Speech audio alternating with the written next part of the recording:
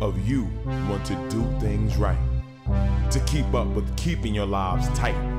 Tight as in being right with the truth of true insight. Who of you want to do things right? Who of you want to truly succeed in attaining all in that which is your need? To be heard by the real answerer of all deeds, the true hero of all whom pleads. Who of you really want to bow down to the true King of Kings commanding the crown? To worship the one that ever rules alone, commanding everything of creation from the seat of its throne.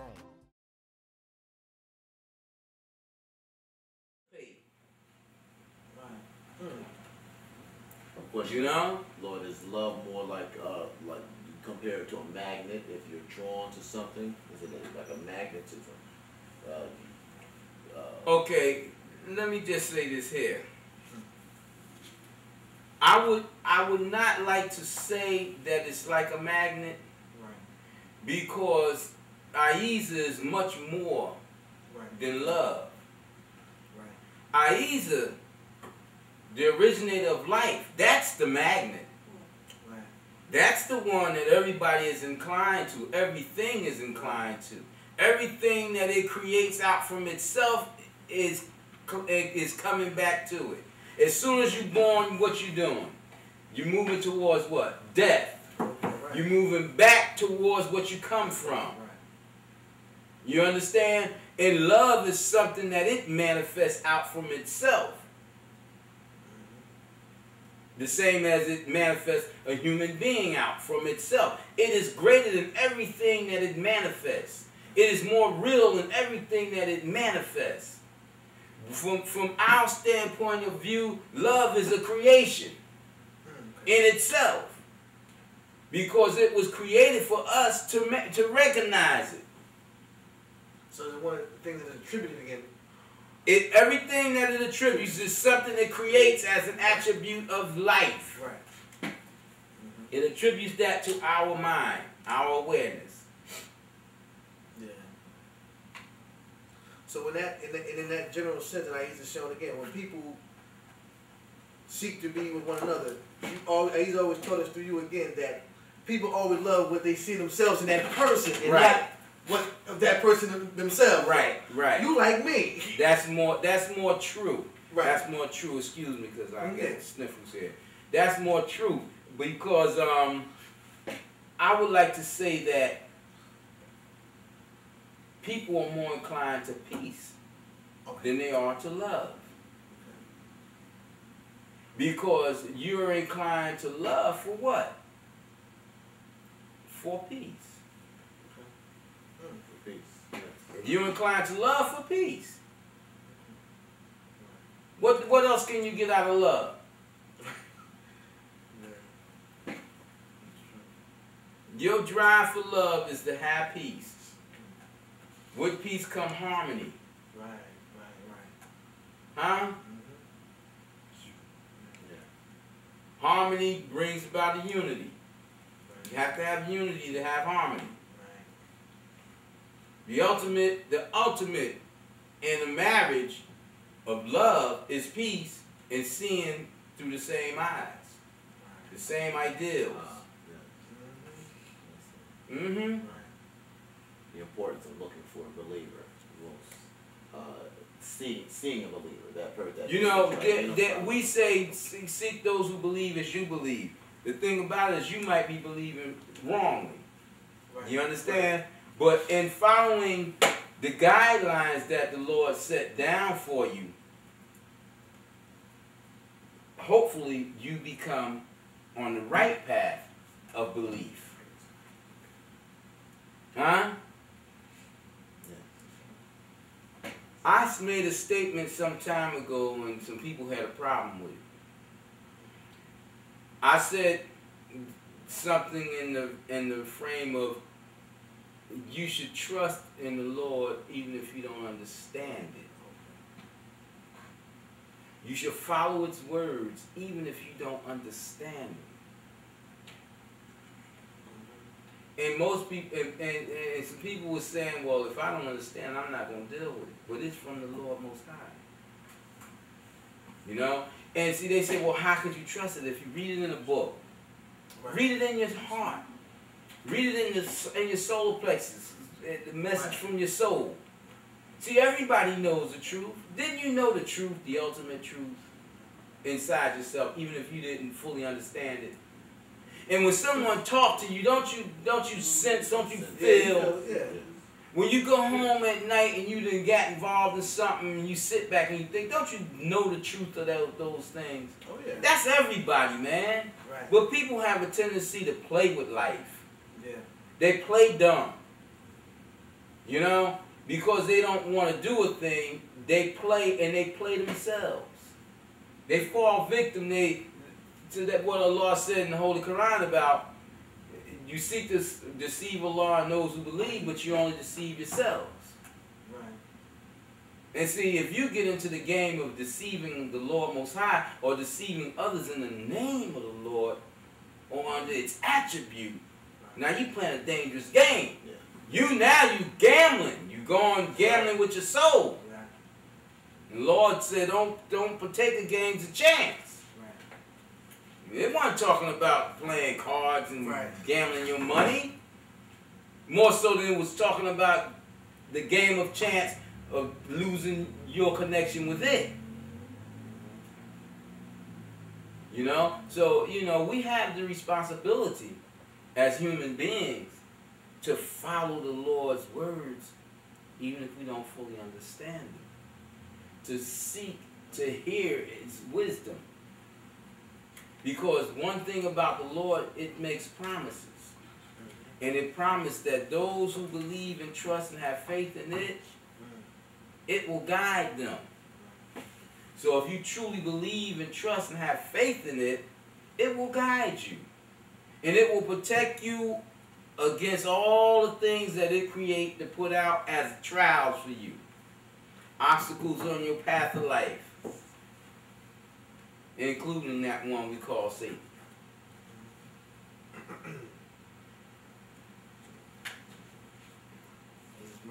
Including that powerful love, creation called love itself. What are you talking about? He's talking the spirit right Yes, now. see, what I want to make clear to people. Yeah. People think that love is an obstacle. Right. That love is a thing that hurts you. People say love hurts, man. Love hurts. Yeah. No, love don't hurt. And love is no obstacle. That's just like saying peace hurt. And peace is an obstacle. Right. Huh? Love is a blessing. And love is an object or an essence of being which you can look at as an object of the Lord. And love needs to be understood. It's your abuse, your misuse that hurts you. It's the Lord's reaction to your abuse of its love that hurts. See, people say, man, I loved her or I loved him, man, and they hurt me or they did me so wrong. You deserved it. Because you didn't love the Lord first and foremost and utmost. You played a game of chance. You took what the Lord said, put it behind your back and said, all right, I'm going to give you my love. Right. What you mean, your love? Like most elementary people of religion say God is love, so I'm going to give you my God. Right. Like those are the ways say, I give that person my salam. Yeah. Your peace. Like you Right. own peace. You originate peace. Right. You got power over peace. Man, if that was the truth, like they say Jesus was at peace at all times, if Jesus had that power, he'd never been on the cross. That's right. He didn't peacefully get up there. Right. And he didn't have peace up there. That's right. Them damn Romans had a piece of him. Oh, yeah. You know? You know, I think I used to put this conversation. This is a conversation that we had. This is a conversation because people have been miseducated, and that's one of the things I used to try to break this out to be miseducated. You know, with this type of information that can lead them, if we take it, it can lead you to righteousness and to the path of peace and in true love for the Lord itself, the Creator, the reality of love. yeah. Instead of going down that avenue that we've been going down for the longest now, into the illusions and the elusiveness of that thing we always try, because everybody says they want to be loved. You know the term, everybody, I want love, I want to be in love. How about this crazy thing they got going on now? I want somebody to love me unconditionally. I don't want a fool. No. A fool will love me unconditionally. Come on. Yeah. You want somebody to love you if they see you putting cyanide in their food. Love me and eat this food. Right. Unconditionally. Come on. The devil wants you to take it unconditionally. Right. No, I'm taking everything with conditions. Right. Even an A.H.A.D condition that just sets down for you. He's a set down condition for you. That's right. So how you gonna love somebody unconditionally? We get taken by the word, slightest things, back to the word, man. you always told us the word, understand the real meaning and power of words. The words have effect. If people throw words up there into the atmosphere, into the universe, like how people come up with that. They watch the movie like Titanic was a perfect example of that unconditional, the ship sinking, and she on the air, he on, I don't know, people, and then people all fall for that. And they look at that, and that's why they get caught up in it now. What I remember in the movie is that in the end, she was up on the board, and he didn't get a chance to get in. I think the condition changed right there. Yeah, he laid in the freezing water while she was on the board. But his love was that. I think they would have switched. He drowned for a half hour apart, you know, something like that. So when I was young, I used to go on top of the roof, living in the projects. I used to go on top of the roof, and I remember sometimes being up there, man, looking off. Thoughts, you know, just fly through your head. And I said, what if my mother and father was up here and they was falling off this roof? Who would I grab first? You know? I said, man. I said, I'd probably die trying to grab both of them. Because who would grab me? You know what I mean? But when reality hit, I might stand up there and say, ah! And watch them both fall. Yeah. Fat kid looked at me like, really? I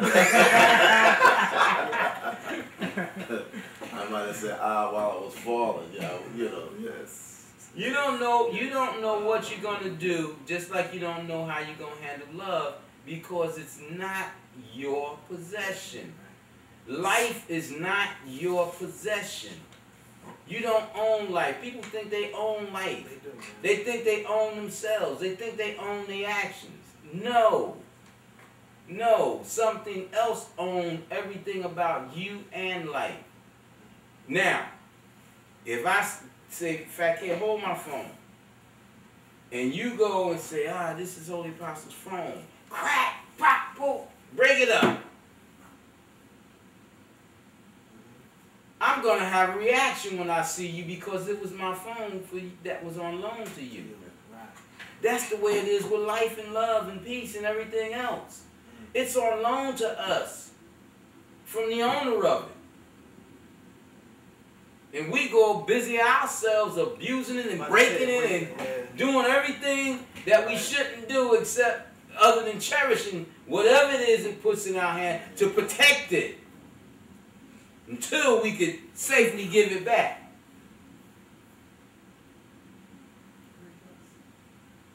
Yeah, great lesson. And that's the way our love should be. You know? Because see, if we don't abuse love or intend to abuse love, then the Lord will protect us. By its own law. It will protect us. And we will attribute that protection to love.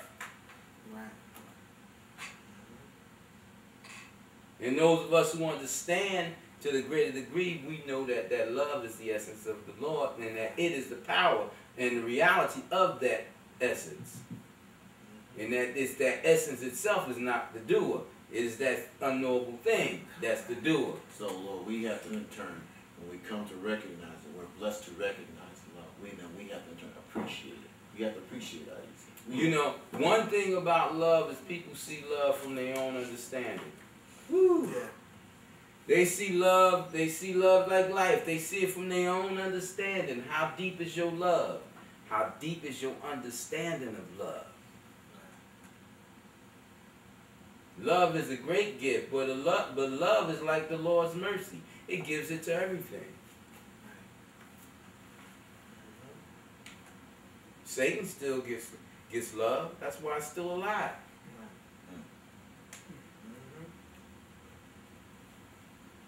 See, people misunderstand the Lord. They think that they look at the Lord as one-sided. That's why you got brothers who can, these false scholars, or these scholars, I shouldn't say false, because they are scholars. They translate the holy books and then they call the Lord He. Right. One-sided. When it's you or it. Right. Because it's not one-sided. You know, it's whole. Yeah, that's true. I just said in the holy books that He created everything in pairs. In pairs. That's right. Male and female. Even the creation of the Lord of the throne, it manifests as the seen and the unseen. Right. Right. On that throne. And the angel said, when it dispersed its clothing, the seraphim break down from the forms of the Supreme Being.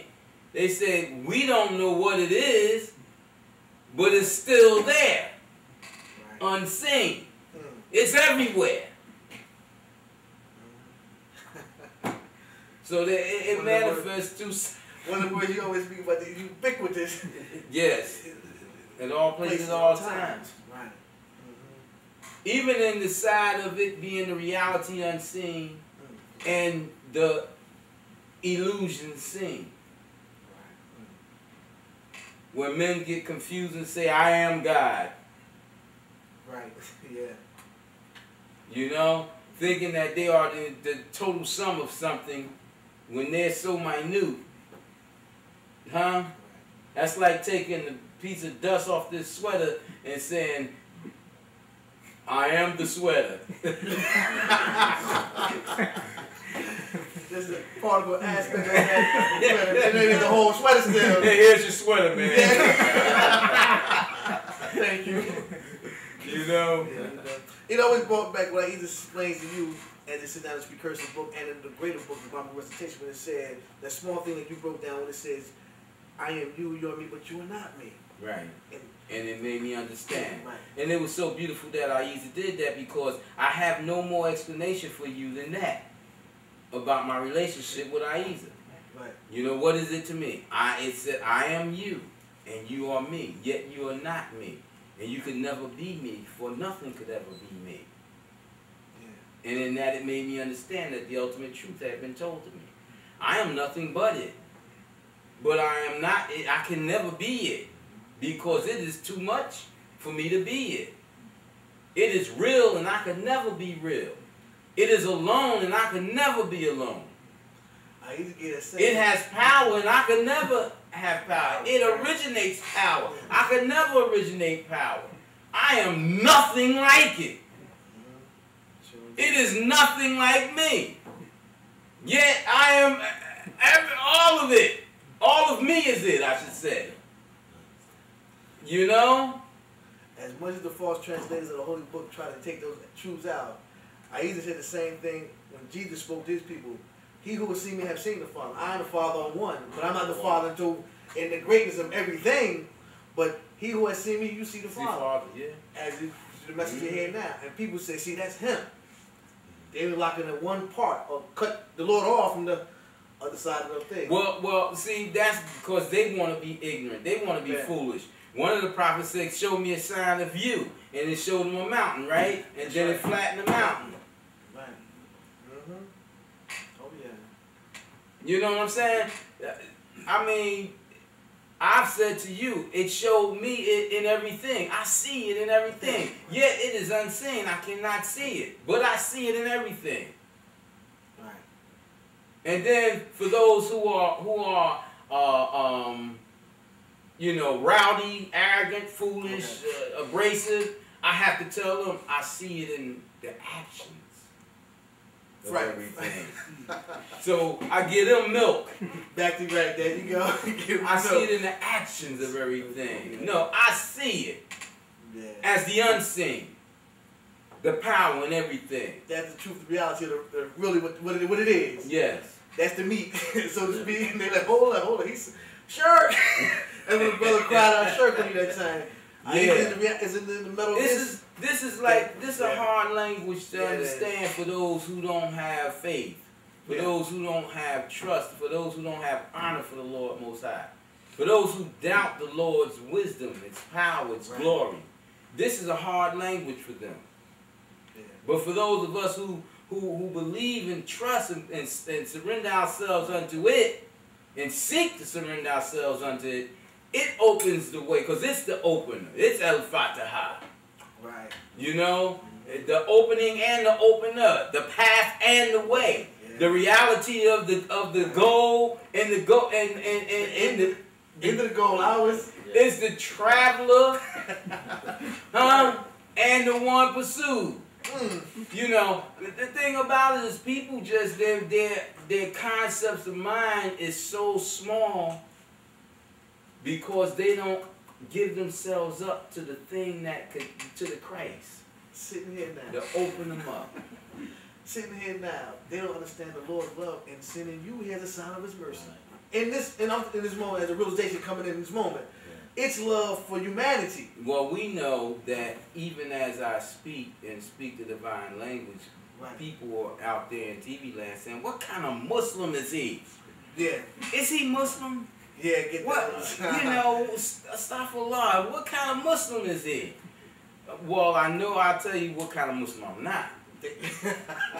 I'm not a Maliki, Hanifi, Hanbali, Sunni, Shiite. Right. You know, I'm not one of those Muslims from the schools of thought that man has configured after Prophet Muhammad. Right. True. I am a servant of the real, a Muslim of the real. Right. And there's only one real. That's the kind of Muslim I am. One of Allah, one of the Lord El, one of Amen, one of A.H.A.D. Whatever you call the Lord, Brahmin, Ahura Mazda, or whatever, I'm one of them. One of it. Yes, I am. That's the kind of Muslim I am. And I speak the truth, the whole truth. Nothing So help me.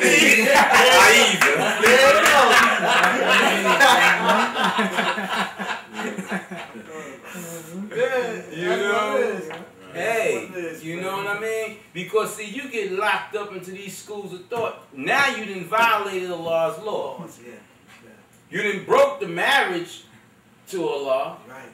Because now you done divided up its religion. And it's right. It speaks against. And you all read from the same book. And you don't even see yourself as the people of the book. Right. You know, you only see the people that came before Muhammad as the people of the book. You the people of the book too. Now you the people of the book before Holy Apostle Dean.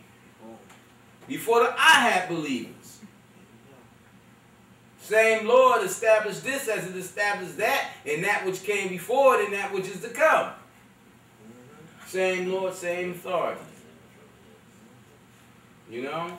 So, you know, we got to stay right, man. Be careful when we start saying, what kind of Muslim is that?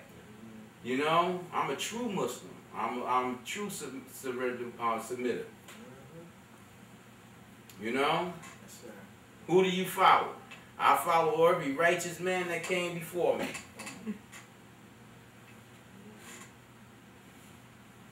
I can't follow Allah. Where am I follow Allah to? When Allah is everywhere. Right. How you gonna follow, say, if you can follow Allah? That means there's an absence of Allah from some place. For you to follow. There you go. Right. I followed every righteous servant of the Lord Most High that came before me. And I'm not going to pick no one over the other. Every righteous one. I come in that path, in that way, leading in that way for those who will walk behind me in that way. And if you walk behind me, if you follow me in this way, I'm not promising you anything because I don't know what you're going to do on the way behind me. Huh? See, I know I traveled and I tried to do what Muhammad did. Look not to the right nor the left. How many could do that? When you got things on both sides trying to keep you away from that one thing, the ultimate goal, which is an endless journey.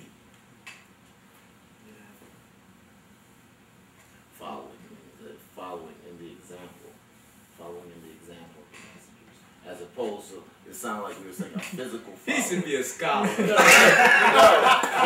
like, that's what, you know. Yeah, following in the example. You know, truly giving your heart. Yeah. So. Yeah. I'm only joking That's with you. the lesson. Hey, he gotta do his thing because he explains, you know, we only joke with him. You have to know how beautiful, you know, audience, I'm sure those who truly appreciate how beautiful the lessons are here, you know. And I hope and pray. I hope that they do recognize Allah in it. I hope they do because some people get caught up by the speaker. I'm the orator, but I am not the one who is the author of these words. I'm not the one who is the author of the understanding. If I was, I could give you understanding, and I can't give you understanding. I can speak the words, but I can't give you understanding of them. So many times I wish that I could take my brain out and put it in somebody else's brain for a little while so that they could see and then get my brain back and continue on and pass it on to other people. But you can't do that. You can only speak the words of truth. You can only speak your experiences. Your experiences is your knowledge. You know? And I transfer that experience in my words by Allah's guidance, by the Lord A.H.A.D's guidance.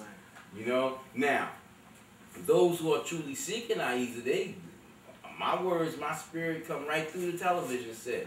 You know, through the airways, I should say. You know, it's like, you know, it's favorable to them. Right.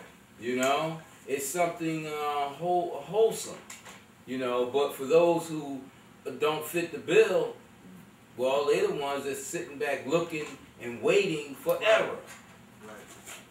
You know, so you can say, see, I know he said all this, but you see what he said? I'm not listening to anything he said. But those seeking to be guided, then A.H.A.D will guide. But those seeking that one fault is the one that's going to take them, because they never want to be guided from it. See, that thing, right. If you ain't really true going to be of the truth, then any little pebble on the path is going to trip you up. Okay, see, I can't take no more. This is over for me. It's too hard to walk in. Right. But if you persevere, and as A.H.A.D showing us now, those who watch this program, and the audience is growing, you know, A.H.A.D blessing us to go to a greater degree on the world web, to the city of commerce across the way, to all the boroughs, that this truth is a word that the Lord hath given for the world today, and it is needed. And those who are truly seeking to be the Lord to come out of the ways of the religion now, and coming to be of the Lord of truth and reality, then they'll gain much thereby in the end. Yeah. You know. Yeah, because you know, like, even though the Lord has given me the book of the covenant, the new covenant, has placed that in me and has written it out. Right. You know, my most important duty is to call you as a warner, to remind you and to warn you that the Lord is here today and now. You know, and I tell you, don't be so fearful and run and say, well, he's trying to call us to a religion. No, I'm trying to call you to the words of the Lord Most High. I'm trying to call you to the wisdom, to the guidance, you know, to that alarm, you know. So, wow. I want to thank we the gotta Lord. go. This has been an A.H.A.D moment to calm before the storm. If you want to reach us correspondently, you can reach at A.H.A.D Incorporated, Post Office Box 879. Who of you want to do things right? To keep up with keeping your lives tight. Tight as in being right with the truth of true insight. Who of you want to do things right? Who of you